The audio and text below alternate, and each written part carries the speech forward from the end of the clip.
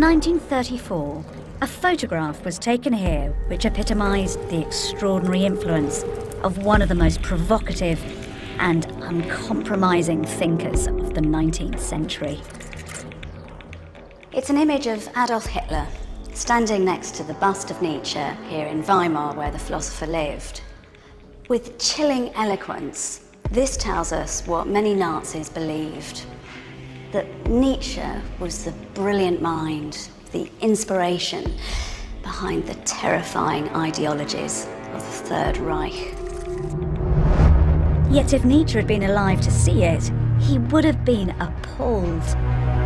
His philosophies were being distorted by a regime that stood for so much that he'd have loathed. Nietzsche was one of the most dangerous minds of the 19th century. Nietzsche thinks we have blood on our hands because we haven't just killed God, we've killed that which gave our lives meaning. Nietzsche lived in a century in which Europe was witnessing unprecedented change, where the authority of Christianity was being challenged. Radical breakthroughs in science were redefining belief. And thinkers like Freud, Marx, and Nietzsche were suddenly free to unleash ideas that in previous centuries would have seen them burned to the stake. Yet they heralded nothing less than the modern world.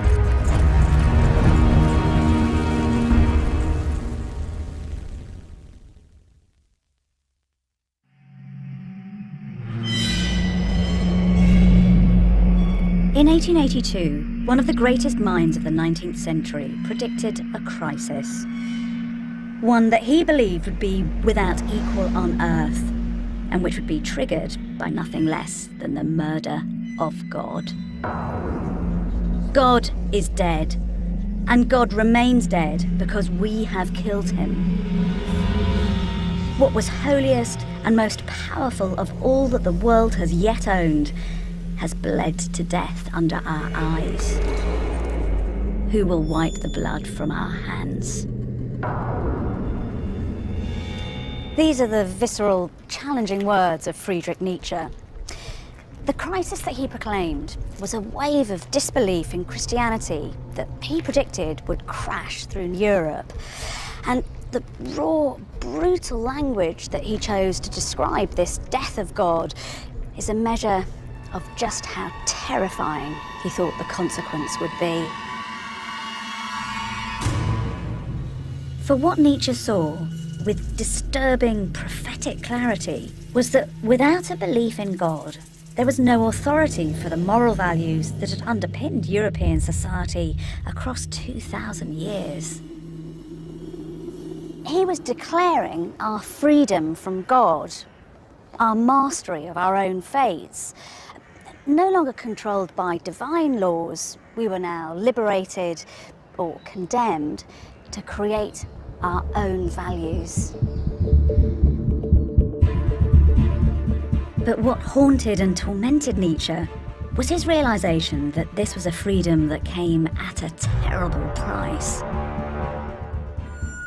The loss of religious belief would bring with it nothing less than a vacuum of meaning in human existence. It was a crisis that Nietzsche would wrestle with for the rest of his life.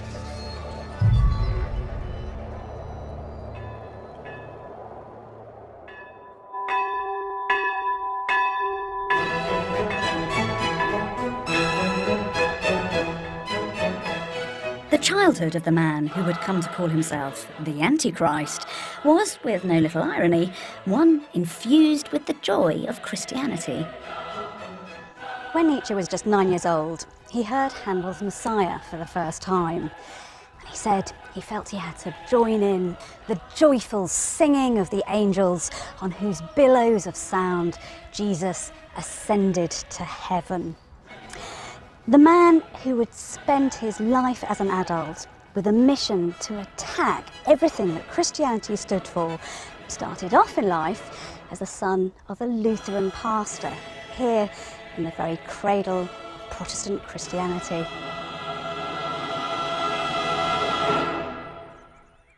Friedrich Wilhelm Nietzsche grew up in the village of Rocken in Prussia, now northern Germany. And as a boy, he was passionately pious. This is the parsonage where Nietzsche was born. His father, Karl Ludwig, had a very simple faith, and the household lived and breathed Christianity. Nietzsche's early years were settled and sheltered. His parents had 2 other children. When he was 2, his sister Elizabeth was born, followed a year later by a brother, Joseph. But in the autumn of 1848, when Friedrich was only 4 years old, his childhood was ripped apart. His father became mentally ill and was diagnosed with a terminal brain disease. It was a tortuous decline. He went blind and eventually was bedridden. 1 year later, he was dead. An autopsy revealed that a quarter of his brain was missing. This must have been a truly horrific end. The suffering of his beloved father marked Friedrich for life.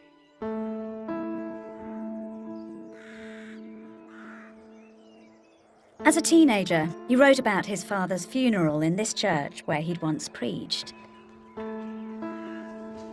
"Oh, never will the deep-throated sound of those bells quit my ear." The organ resounded through the empty spaces of the church.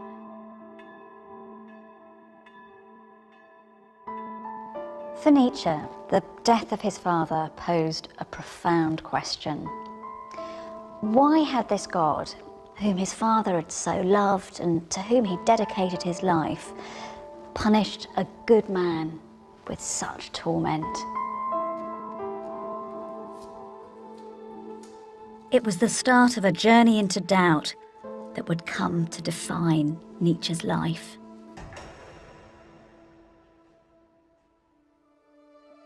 Despite the loss of his father, in 1864, at the age of 20, Nietzsche arrived in Bonn to study theology at the university, contemplating a future as a Lutheran pastor. But it was during his time here that he came under the influence of a controversial new method of studying the Bible, known as biblical criticism. And it scandalously suggested that this sacred text wasn't a credible historical work, but largely myth. It was radically undermining the authenticity of the scriptures. And for Nietzsche, it had a dramatic impact. If his father's death and suffering had made him question the idea of God emotionally, then this gave him the intellectual grounds on which to construct his doubt. Nietzsche's loss of belief caused an immediate rift with his family. At Easter, he refused to attend church, crushing his mother's dreams that he would follow his father to the pulpit. And his sister, who'd always hero-worshipped her brother, found her own faith thrown into chaos. But for Nietzsche, his journey into doubt wasn't just a source of hurt for those close to him. It was the start of an all-consuming dissection of the moral and religious beliefs with which he'd grown up. He began to regard Christianity not just as a faith regretfully lost, but as a pernicious influence that encouraged an unhealthy disengagement from the world. Christian teaching, he argued, focused on the next life, with disastrous consequences. Earth became a place of bleak exile from God. Life was a thing of pain and suffering, to be endured, not celebrated. And this emphasis on the life to come robbed the here and now of its sublime meaning. This was a conviction that would dominate his life and his work for the next 2 decades. Rejecting Christianity forced Nietzsche to flee his theological studies and to seek out a new direction.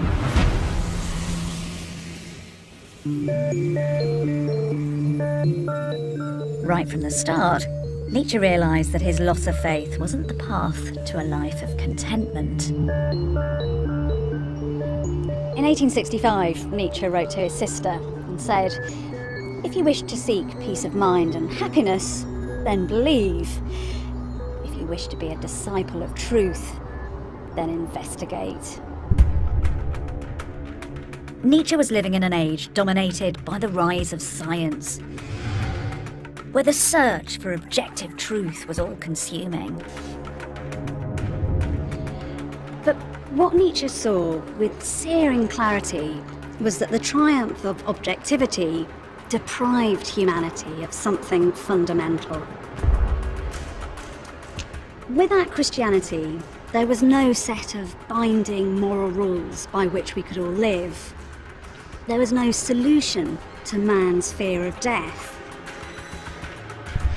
And perhaps most importantly, with eternal salvation no longer mankind's prime goal, life itself didn't have a higher spiritual purpose. It was to finding new meaning in a godless universe that Nietzsche now dedicated himself.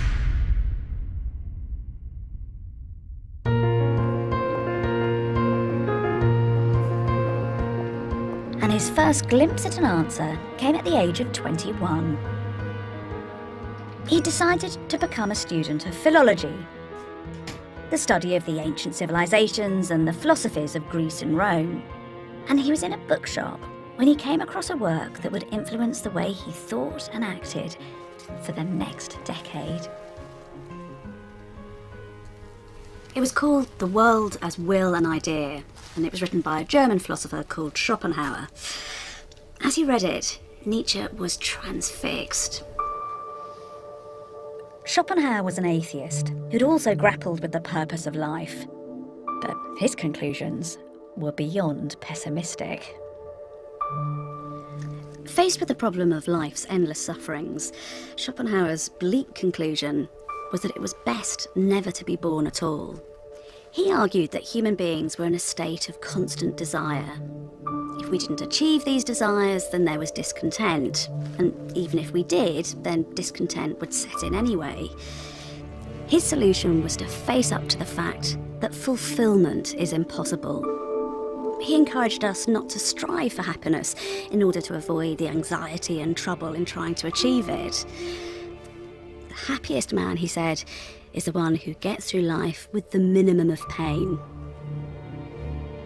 Nietzsche said it was like looking into a mirror that reflected the world, life, and his own mind with hideous magnificence. But whilst he accepted Schopenhauer's diagnosis that life was just a cycle of suffering, he passionately disagreed with his life-denying nihilistic conclusions. The idea of giving up on life and the pursuit of one's desires. Instead, he was determined to find a way of affirming existence in spite of its pain.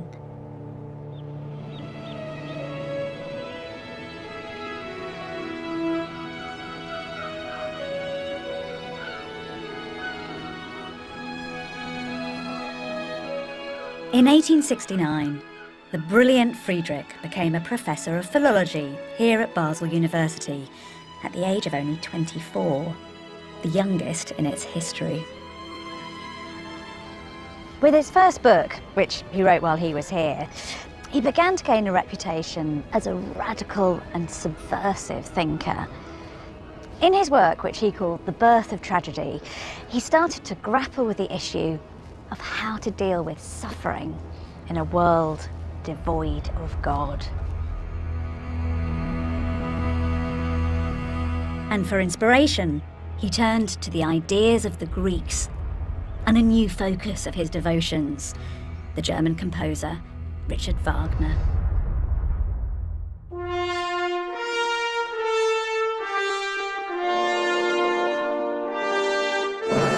On the 22nd of May, 1872, the foundation stone was laid for Wagner's Festival Theatre. One of the guests at the ceremony was Nietzsche. The two men had met 6 years before when Nietzsche was just a student, and immediately he was smitten. Wagner became both an obsession and an inspiration.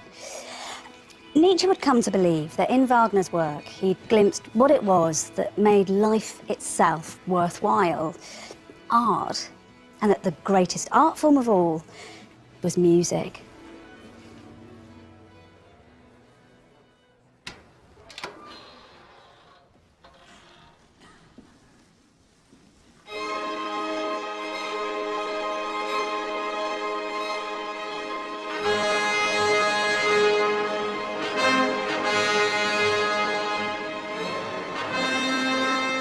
Nietzsche believed Wagner to be an artistic genius whose music was going to bring about a cultural rebirth based on the classical Greek model of tragedy.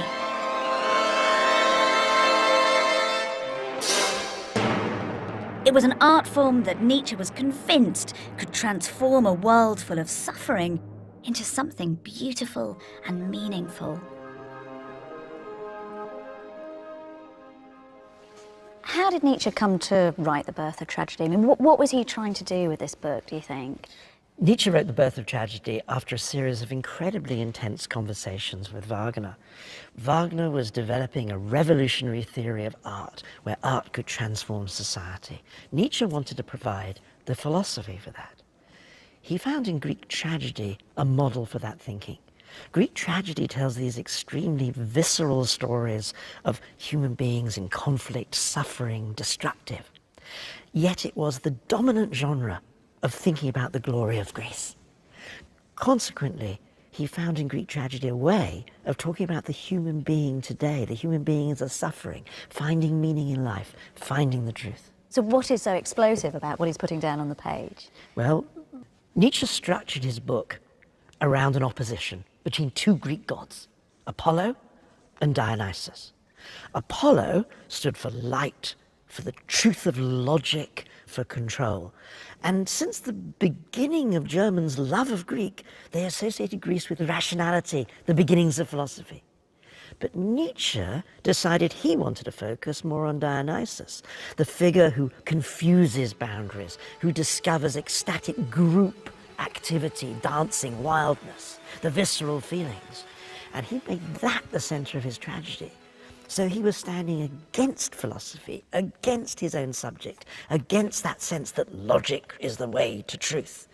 He wanted to find another sort of truth, another transformative power.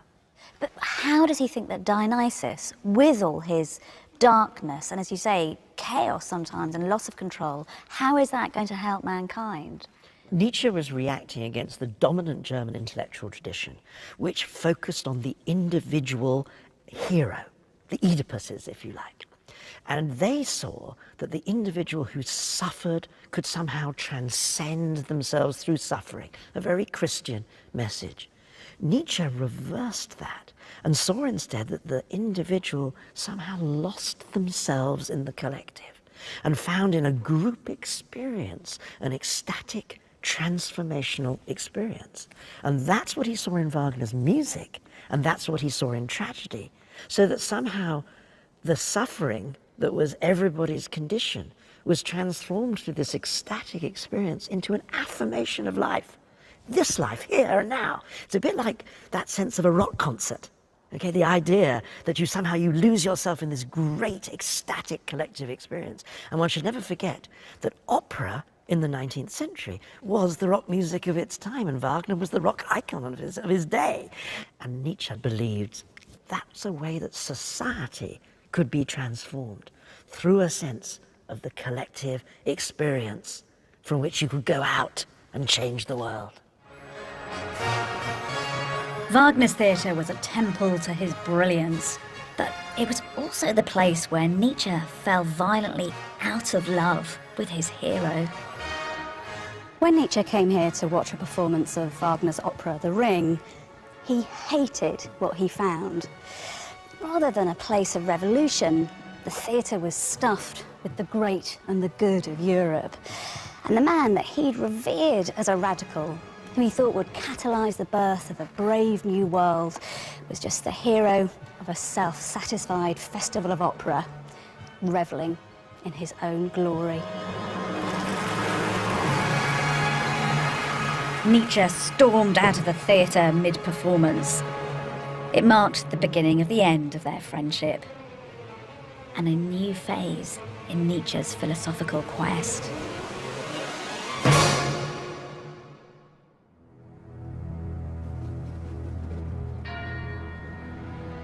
Nietzsche's rejection of Wagner coincided with a similarly radical change in his own life and work. Whilst he continued to teach in Basel, he began to have severe doubts as to whether it was here that his future lay. He still believed that it was through liberating the creative Dionysian spirit that greatness could be achieved, but he began to doubt that the answer lay with the transformation of the masses. Instead, it was the flourishing of great visionary individuals that would hold the key to the future. And he was convinced that the petty responsibilities of academic life were suffocating his own creative genius. He conceived a deep dread of coming back here to lecture to what he called the greatest curse of his life. Depressed and anxious, he developed what he called Baselophobia. Nietzsche longed to break free. The key to life, he wrote, was to live dangerously.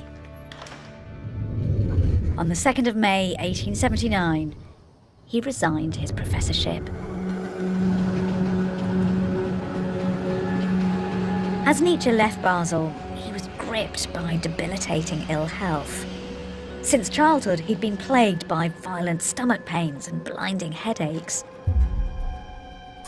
And haunted by the fear that he too would be struck down by the disease that killed his father, Nietzsche's physical challenges had been the final trigger for his resignation.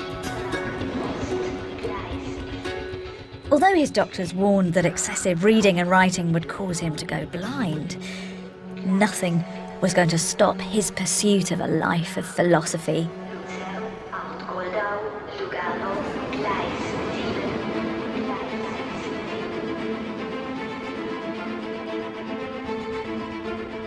Nietzsche began to crisscross Europe, staying in hotels and guest houses in climates that alleviated his medical symptoms. He would spend the rest of his sane adult life in a state of nomadic solitude. You can just imagine him, ill, troubled, increasingly isolated, and yet with this extraordinary mind for company. Over the next decade, the ideas and thoughts that poured onto the page were simply astonishing. His ill health would mean that he could only write in bursts of 20 minutes at a time, so his books were full of incisive aphorisms, pithy statements, rather than long philosophical treatises. And it was on a train in 1881 that he was told about somewhere that would provide the inspiration for many of these great works. A fellow traveller recommended that he visit a place called Sils Maria, just a tiny little farming village in the Swiss mountains. He followed their advice and discovered the place that would become his spiritual homeland.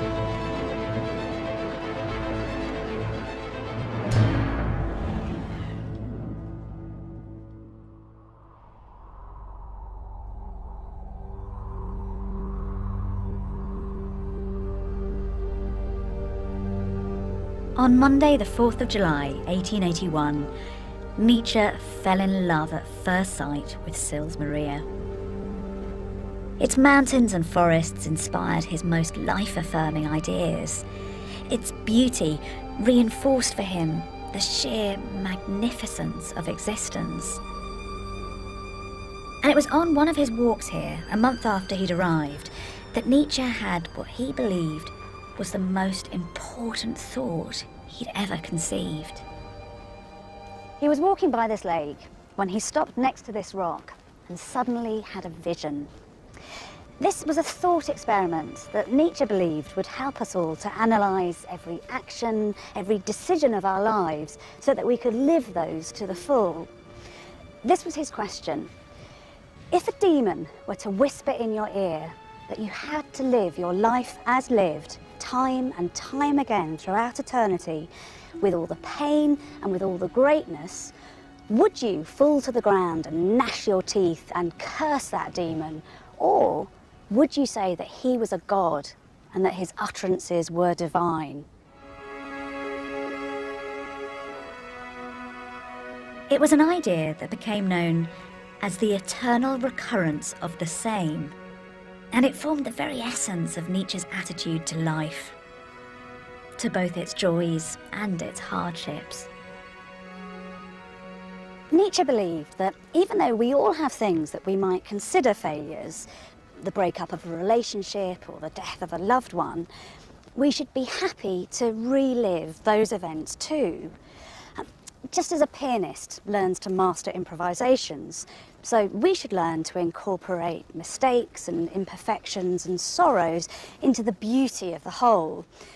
We should construct our lives so we are our own heroes. Basically, we should decide who we want to be, how we want to live our life, and then love the choices that we've made, so that the thought of reliving our existence, for good and for bad, can be greeted with a life-affirming yes. The eternal return was an exuberant and optimistic embrace of life. Suffering wasn't something that you had to be redeemed from, as Christianity taught, or avoided at all costs, as Schopenhauer argued. Instead, it was to be embraced, mastered. To live life most fully, one had to risk suffering and overcome it. What doesn't kill you makes you stronger is one of Nietzsche's most iconic phrases, and it was one that he himself was just about to have to put to the test. The philosopher was about to face one of the greatest disappointments of his life.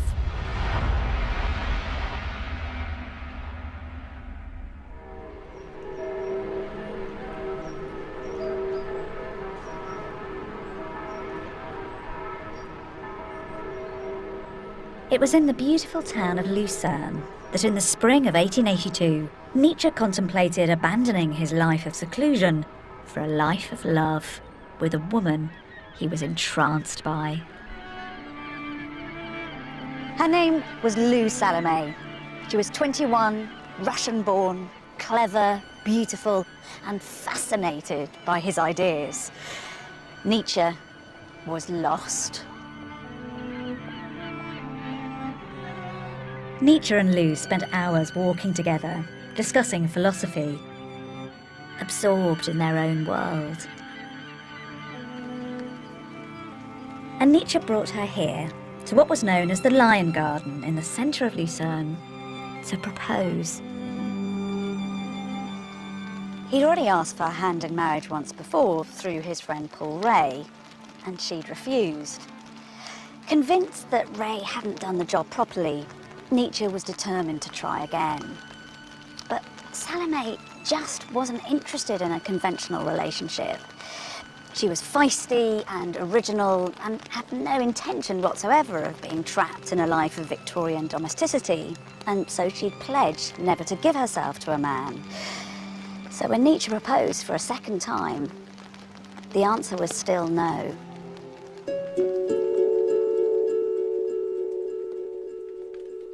He was devastated by the rejection, made worse by the fact that his meddling sister, Elizabeth, was jealous of Lou's youth and wild charm and determined to disrupt any potential romance. Elizabeth reported details of Nietzsche's passion for Lou to their mother, who responded by spitting out that her son was a disgrace to his father's grave. Their relationship was shattered, and Nietzsche was utterly despondent.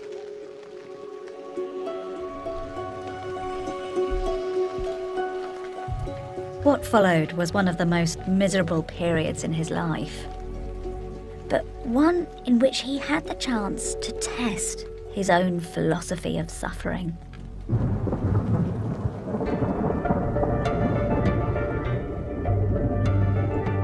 Nietzsche fled, in bleak mood. His books weren't selling. He was in bad health and often suicidal. In March 1883, Nietzsche wrote, "In the deepest part of me, an immovable black melancholy holds sway. I cannot see even a reason to live beyond 6 months." He realised that this was a true test of his own ability to face suffering and to overcome it. "I'm exerting every ounce of self-mastery," he wrote. "Unless I can discover an alchemical trick to turn this muck into gold, I am lost." But in the depths of his misery, he poured himself into writing a new book. One which would prove him to be just such an alchemist. It was the work that he considered to be his greatest. Thus spoke Zarathustra.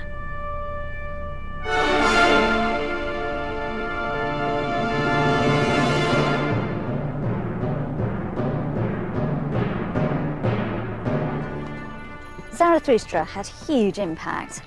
It inspired composers like Richard Strauss and writers from Joyce and Kafka to Yeats and Camus. A parody of the Bible that Nietzsche referred to as the Fifth Gospel, it's centred around the spiritual journey of a mysterious, mystical character called Zarathustra. And in it, the philosopher introduced one of his most notorious concepts, the Übermensch, or Superman.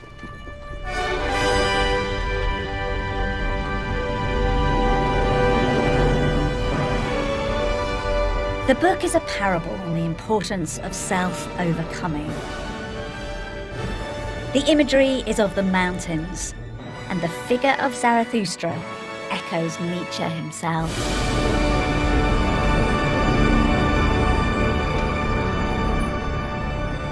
Two of its 4 books were written here, in the guest house where Nietzsche often stayed.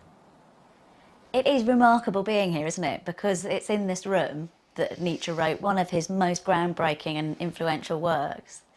This is the place where he first had the ideas about Thus Spoke Zarathustra. Zarathustra is a prophet who comes down the mountain, and he wants to talk to people in a town about this great event, that God is dead, that Christianity, with all its certain universal absolute moral values, is no longer believed in, and that the question of what it is to be human and how one is to live as a human needs to be answered anew. But nobody listens to Zarathustra.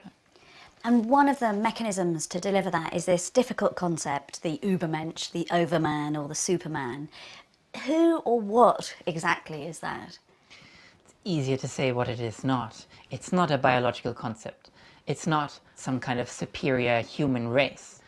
An Übermensch is someone who is no longer reliant on inauthentic external goals. Society gives him or her, parents, religions. It's someone who is able to commit to goals that you set yourself. You offer humanity goals. And Nietzsche thinks it's a terrifyingly difficult task because the guidelines are missing. There are no blueprints. And whilst you full well know that whatever task you set yourself isn't universal, isn't good for all, it's nevertheless one you commit yourself to. It's one you strive towards. The Übermensch is someone who can shift and see that the responsibility and the joy of creating life lies not with some transcendent God, but lies within oneself. In pouring himself into writing Zarathustra, Nietzsche not only gave his own life meaning in the face of suffering, but he also began to see that suffering itself was the key to unlocking the elusive secret of happiness. So what do you think happiness is for Nietzsche? We traditionally see happiness in opposition to pain, exertion, suffering, etc. For him, that is not the case. It's striving towards something. It's suffering through that great task you've set yourself. So just flying up onto the summit of a high mountain in a helicopter will not give you the kind of feeling of happiness that you experience when you have spent 15 days walking towards the summit. It's overcoming obstacles that resist you achieving that goal that is part of the experience of happiness. So it's not just pleasure but pain that can be happiness. Is almost an enabling condition for happiness.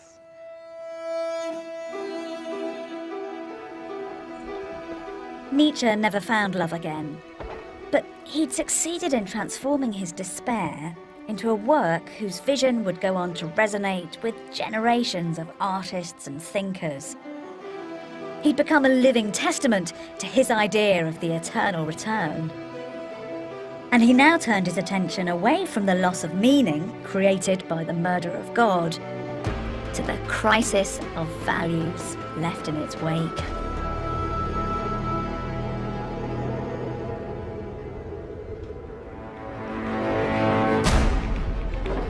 Nietzsche continued his restless journeying around Europe. Although his health was deteriorating, it didn't stop him from writing a subversive work called Beyond Good and Evil. Nietzsche himself thought the book was terrifying. A scoid-like work that confronted all the dark realities that 19th century science had laid bare. He couldn't find anybody to publish it, so he paid for it to be printed himself. And when it was released in 1886, the reviewers hated it.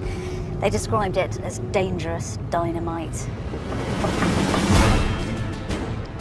Both this book and his next, The Genealogy of Morality, were fired by Nietzsche's utter dismay at the persistence of Christianity's moral values. Whilst many 19th century intellectuals had rejected the faith, they maintained its values. For Nietzsche, this was a catastrophe. For him, they no longer just lacked divine authority, they were a threat to the future of humanity itself. Why should we try to understand this book of his, Beyond Good and Evil, if we're going to try to understand Nietzsche? Well, this is a book where he really begins his incredibly intense campaign against Christianity. And he says the real logic of Christianity is a hatred of our own human, all-too-human nature. That is, we have various drives, according to Nietzsche. Sexual drive, aggressive drives, drives to dominate. And Christianity says those drives are an affront to God. We need to push those drives down. But for Nietzsche, that means we need to push ourselves down. So he thinks that Christianity teaches us kind of a self-evisceration, a self-hatred. That is his critique of Christianity.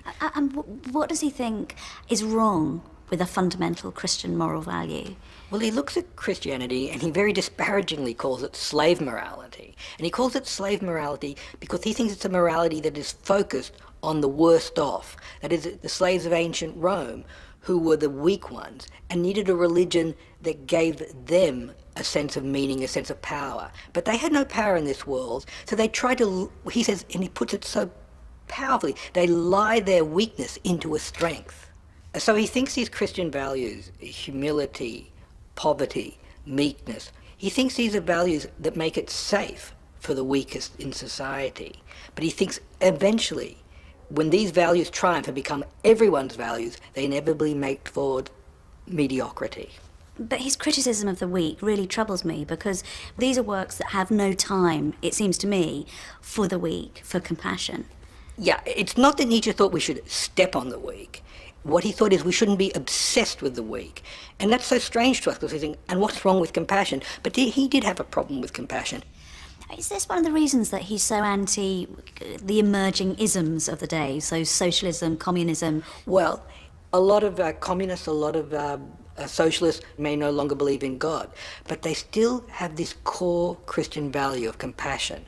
And Nietzsche says when you're obsessed with compassion, when you're obsessed with how the worst off are doing, that gets you into a mentality where what is valued is contentment. He calls that herd happiness, and he says that is only worthy of animals. We are worthy of so much more. And he says if you gear everything to making the worst off as well as possible, you take your eyes off the idea of the great individuals who often are extremely egotistical. We would say selfish. But he says they need that selfishness to make their achievements, because it's their achievements that really drive civilization and culture at its highest peaks. Christian morality was something that Nietzsche believed was positively dangerous for the future of mankind.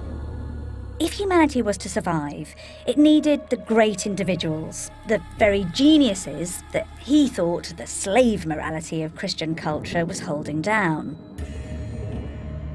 But there was a system of values that he did admire. He also talks about master morality. What's going on there? He's hearkening back to the world of the ancient Romans and the ancient Greeks. They were both massive slave-owning societies. But he said these people were masterful in a way that with their gods, they celebrated themselves. Like someone like Achilles, the great warrior, he could worship Ares, the god of war. But in doing that, he was worshipping himself. So he says the masters have a religion that affirms themselves, whereas the slaves have a religion of Christianity which actually disavows their nature. The master morality of the Greeks, as Nietzsche saw it, glorified ambition, strength and power, and despised compassion. Nietzsche was convinced that a revision of moral values was needed for a post-Christian future, and that such a morality needed moral legislators. In his letters, he announced that his next task was a magnum opus, in which he would lay out a new value system to fill the void. But it wasn't to be.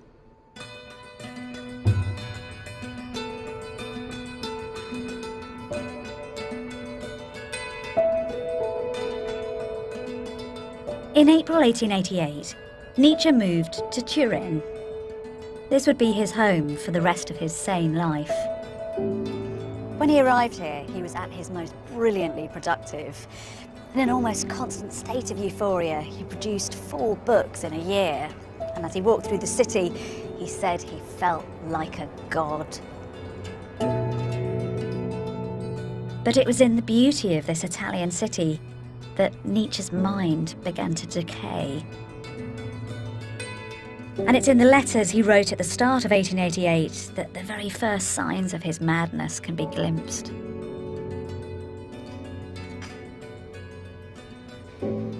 These letters give us a troubling insight into Nietzsche's state of mind at the time. Rather than the brilliance that once poured onto the page, these are bizarre and deranged. Here he's writing to Bismarck, one of the most powerful statesmen in Prussia, but he signs himself the Antichrist. On others he calls himself Dionysus, the Greek god. And here he simply ends, the crucified one. Nietzsche had megalomaniac tendencies, claiming that he was preparing an event which had the potential to split the history of humanity into 2 halves. The owners of the house where he was staying were alarmed by his ecstatic piano playing, and sometimes they could just about make out that he was leaping about his room, stark naked, yelling as if he was recreating a Dionysian orgy.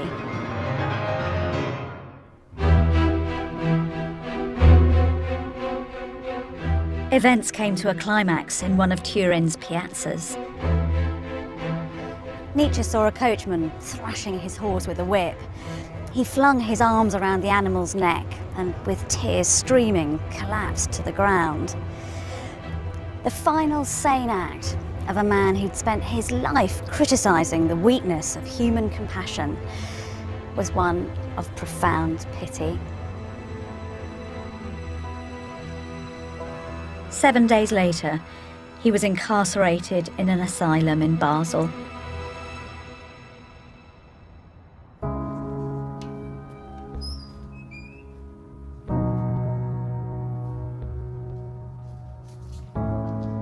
Nietzsche never regained his sanity. At the age of 44, one of the most searing philosophical minds in human history, had disintegrated. For the next decade, until his death in 1900, he'd write nothing. When he arrived at the clinic, the friend who brought him wrote, "He suffers from delusions of infinite grandeur. It's hopeless. I've never seen such a horrific picture of destruction."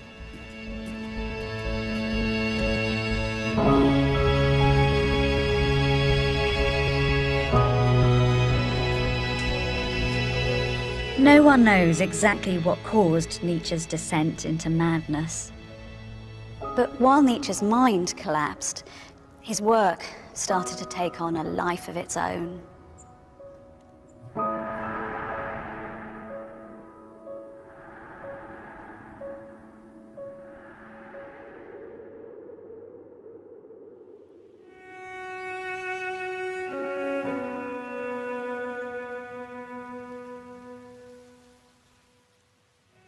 In 1897, Nietzsche was brought here, to his sister Elizabeth's house, to live out his remaining years.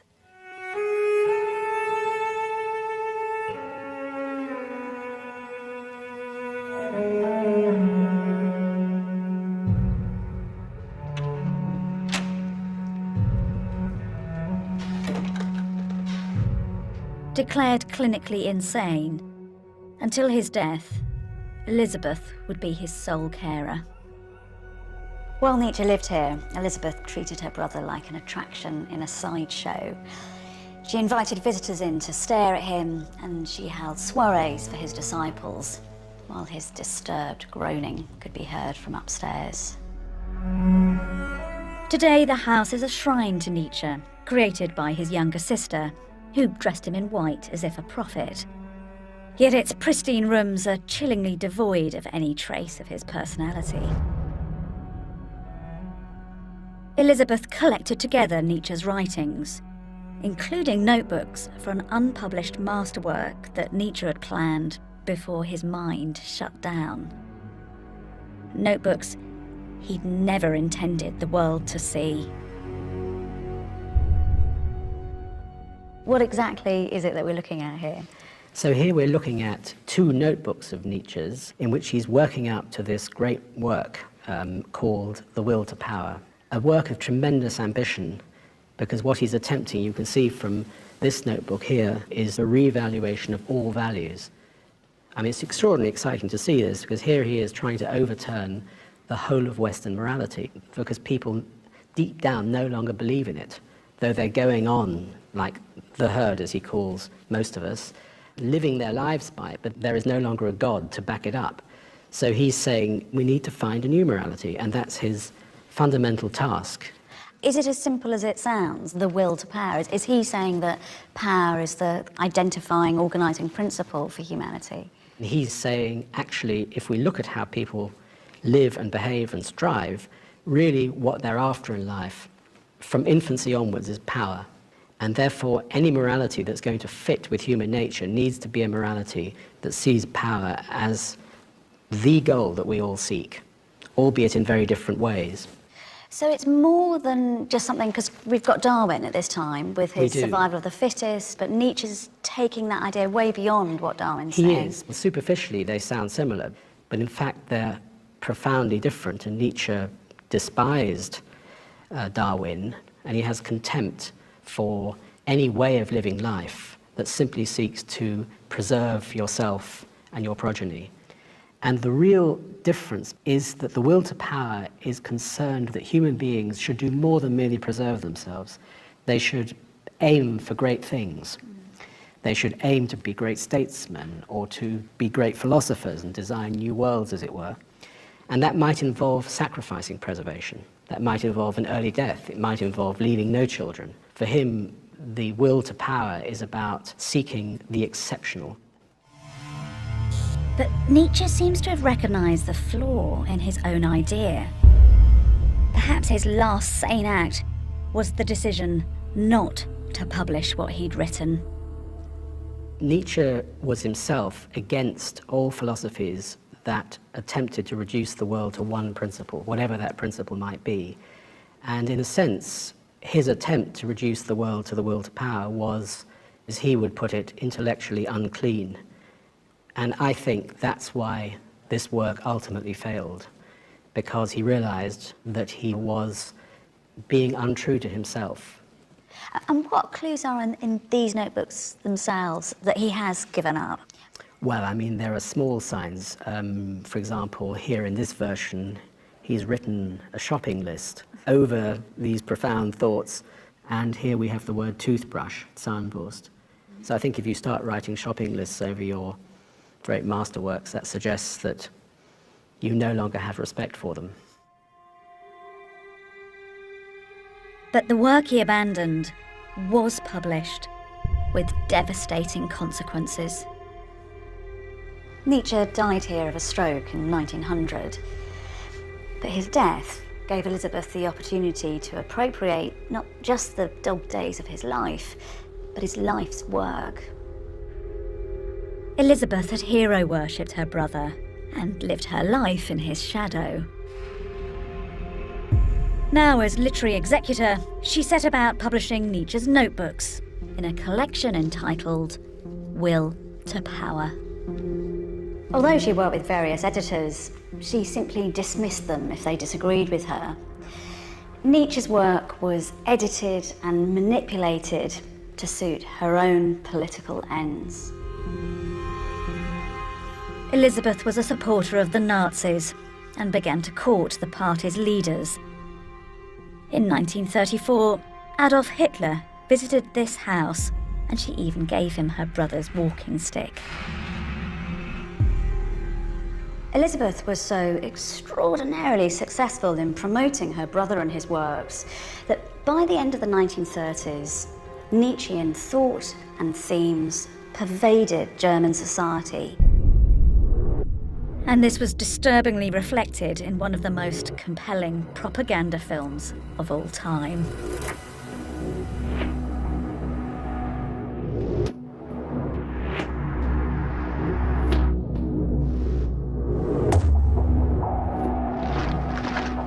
In 1934, Nazi supporters gathered in Nuremberg to hear their leader speak.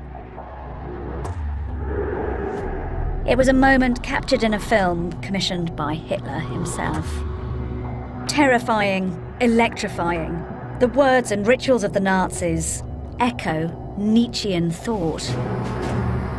It was called Triumph of the Will.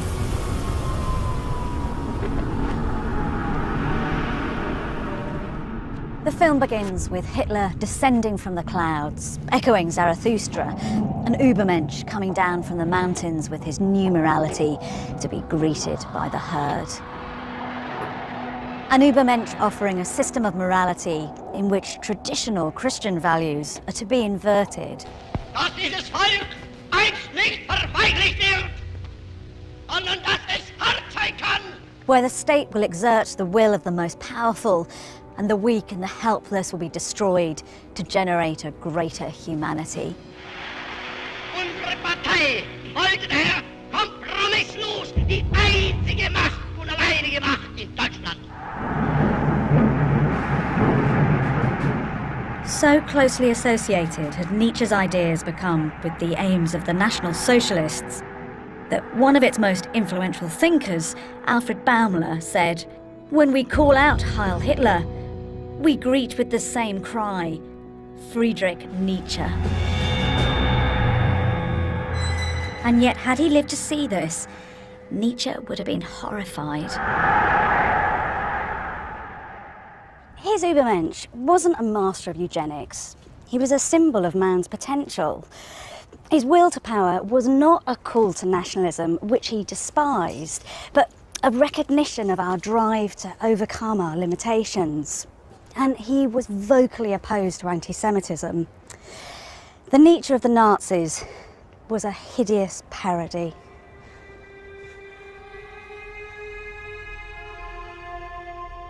Just months before his final collapse, Nietzsche wrote, "I confess that the deepest objection to the eternal recurrence, my truly most abysmal thought, is always mother and sister."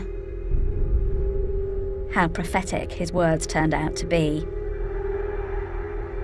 And yet perhaps the blame for his misuse is not entirely Elizabeth's. Nietzsche would never have advocated Hitler's final solution, but he was naive if he thought that his work would not be misunderstood.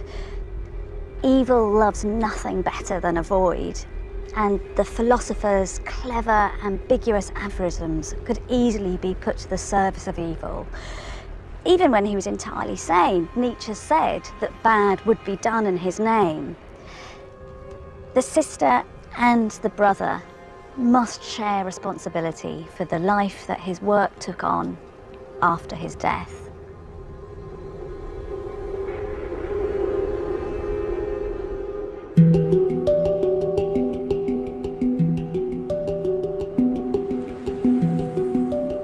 A century after Nietzsche's death, the crisis created by the murder of God may seem exaggerated to us today. The modern world hasn't collapsed. God, as the unchallengeable source of moral values, seems to have stepped aside relatively quietly. But maybe that's because we lack Nietzsche's unsettling prophetic vision, his wild imagination. If we choose to wear the blinkers of the herd, could it be that we're staring with unseeing eyes into the very abyss that he predicted? He believed that what would fill the void was a chaos of cultural preferences, a mess, an overload of personal choices, pernicious in Nietzsche's eyes because they perpetuated the empty values of the herd that he so despised. And perhaps Nietzsche's most chilling vision was of the humanity that would populate this post-Christian world. These people he called the last men, and for them he reserved his most fervent fury. These were men and women who'd turned their backs on challenging ideals, but felt they were content. They had a banal existence. They did everything in their powers to limit excesses of joy or sorrow. Their concern was the trivial and the narcissistic, and so they lived lives of timid mediocrity, fooling themselves that they were happy. They bought into what Nietzsche described as the religion of comfortableness. Could this be a devastating description of the modern world? A world that shies from the risk of striving for greatness. A world that shuns higher values and celebrates the mundane. The last men are Nietzsche's greatest fear. They look at a star, by which he means the fiery potential of beautiful lives fully lived, the meaning of all existence, and they have no desire even to pursue it. They merely blink. Before Nietzsche fell into madness, he wrote, "If you stare long enough into the abyss will stare back into you." The chaos that confronted Nietzsche in his final moments of sanity is arguably our own. The question of not just how we should live, but the point of our lives is still one of the greatest challenges of the modern world.